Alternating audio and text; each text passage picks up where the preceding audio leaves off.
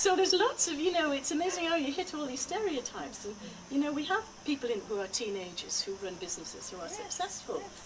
But suddenly here was somebody, you know, that poor woman was so embarrassed. I had to do quite a lot of work with her to help her. What does Sarah do? Your daughter? My daughter Sarah, she's a PA to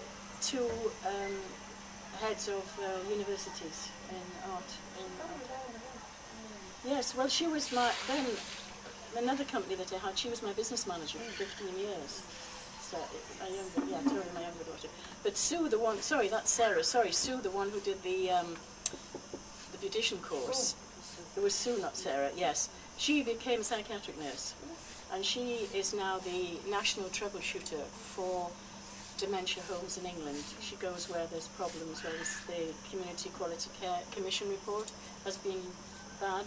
She goes in, and of course some of these homes, you know, it's running £1 million budget. So so she does that.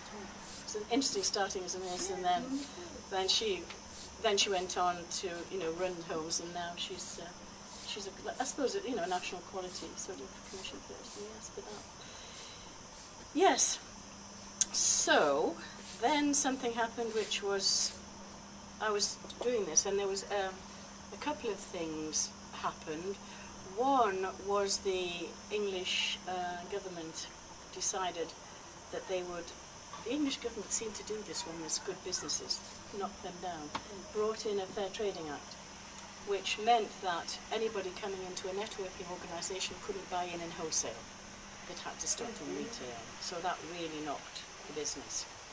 And that made it really quite difficult. I managed to maintain the retail, but the other thing was I got my first lot of cancer. So that made life extremely difficult. And so I couldn't carry on with it. I had to close it down, but I did manage to find jobs for most of the people in the retail.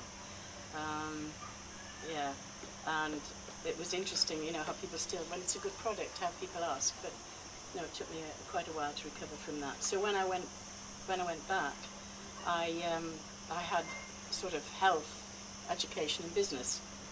You know, again, yes, and so what I did was I actually went back into health visiting, but I went into health education, and I was responsible for an area of a city in England for setting up all the health education. So in the schools, in the clinics, giving talks, doing a little bit like a Chamber of Commerce. So I had all that experience to use for that. And that was really interesting. I really enjoyed that. Meanwhile, I set up a business on the side. When you had it, you got it. Like you do. The MBSOs, which was a little bit like you're doing, consultancy into companies, you know, so because I had now the business experience, the coaching, the mentoring experience, and so I did that. And then a job came up to actually manage completely the health promotion of a whole health authority, 500,000 people. And I thought, well, I'll give that a go. So I got it.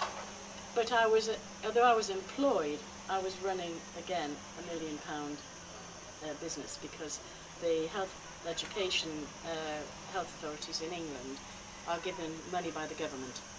So there's the government, there's regions, and then there's the health authorities for the cities.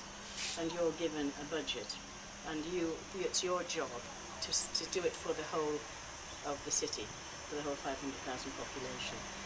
And that was a big job, but of course I'd run a company of 600 people, so I was able to develop the teams. So we had the teams that worked with the companies with the occupational health, you know, work-based policies.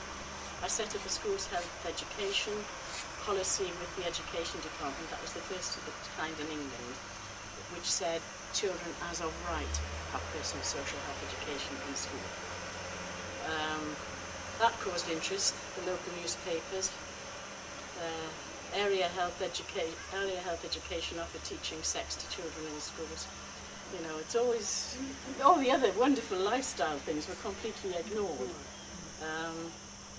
And that's when you're in a public role like that and managing it, it can be actually quite complicated. It really can. Again, I still do other things. I did quite a bit of radio and TV work to try, you know, and promote. It's always, my thing has always been about people learning, gaining from their experiences, living in the best way that they can, right back from the nursing. That's what underpins most of what I do, you know. So I did some radio and TV work, and there were still bits of consultancy, but this job was all consuming. It really was. One of the things I was most pleased about was I managed to get money for research to set up a community drug detoxification unit within my role, obviously, because when people go into hospital for drug detoxification, they come back to the same lifestyle, and the recidivist rate is really, really high. That took a lot of politicking as well as money and things, because people said, oh, the house prices would drop, etc., etc. But we got it, and it's still running. And that was 1984.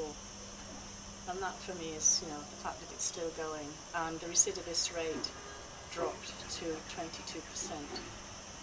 Because what we did was we worked with their lifestyle as well. So they didn't come out of hospital, you know, and go back to the same bars and the same sort of things. Any questions at this point? Anything you want to say? No? Okay, well, briefly. You have a question?